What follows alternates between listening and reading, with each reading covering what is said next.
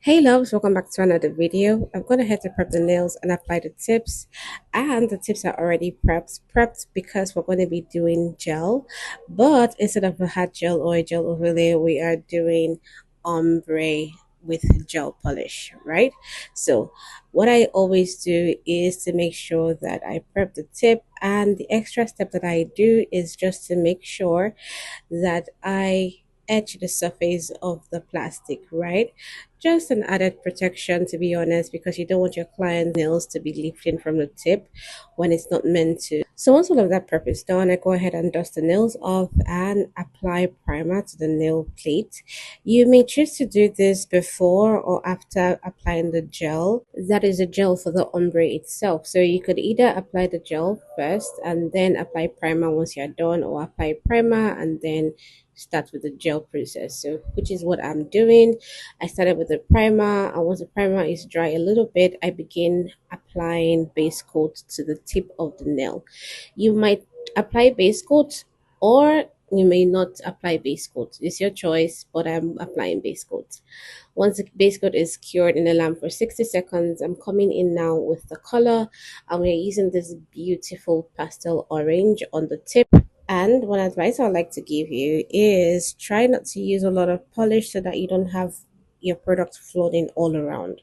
Once you're done with the first coat, what you want to do before you cure in the lamp is to fade the polish backward into the nail towards the cuticle area. And this fade is actually very important because it's just going to mask the difference between the nude and the color.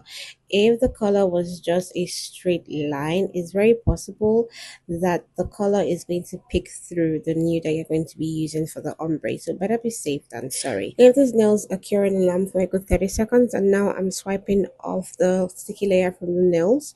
Once that is done, I'm going in with another coat of primer because the initial coat that we had placed would have dried out, right? So a new coat, and then we go into the application of the acrylics for the ombre effect. Same thing you do, dip your brush into the monomer, pick your bead, the amount that you need, and then feather the product down towards the free edge, and then work your cuticle area. I don't typically do a to-bead application, but this turned out to be a to-bead application, and which is weird because this is the pinky finger, but yeah, these things do happen. The nail ended up more bulky than I wanted, but I'm just going to be doing the filing up later on. A bit of a product waste there, and if you know me, I really don't like wasting my product, but this is the punishment that I have to bear. Yeah.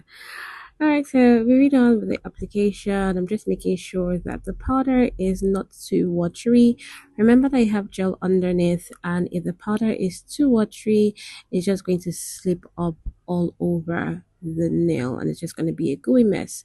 So just take your time. When the powder is getting near dry, you fade it and feather it down towards the free edge, and you have a beautiful ombre set.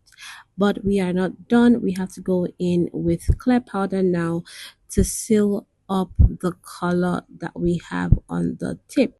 And also, this step finishes the structure of the nails. So apply a clear powder and then fade back towards the cuticles and then seal up the free edge.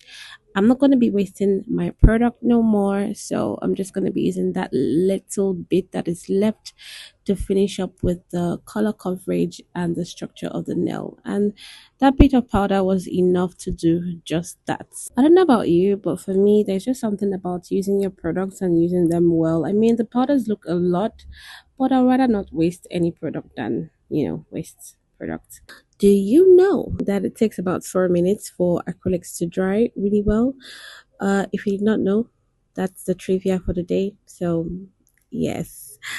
Anyway, so once I waited 4 to 5 minutes for the acrylics to dry, I just went ahead with the filing of the shape, making sure that the free edge, the side walls are all straight. And once I'm done with the filing, I dust off the nails, and then I go into smoothing the nails and making the cuticle area flush, as well as reducing all the extra bulk towards the cuticle area of the nail.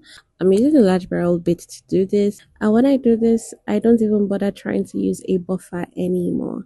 And that's because the large barrel bit is smooth enough to make the nail surface smooth, but is also sharp enough to reduce the bulk of the nail and make the cuticle area soft. So it's just like a really perfect handy beat. Mine is getting dull now. It's doing the work, but it's a little bit slow. It's not as sharp as it was before, and I need to change it. So we have a beautiful looking nails, shape done, structure on point. Just gonna dust off all of that, nastiness from the nail.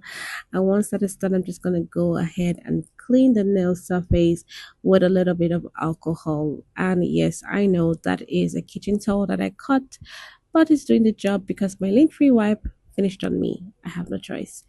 Anyways, so this is what it looks like, and I'm just going to go in now with some base coat to these nails, and that is because we want to have some additional designs. Nothing too serious, just a French line across the nail, and that's about it. I'm using glitters to do that, so yeah.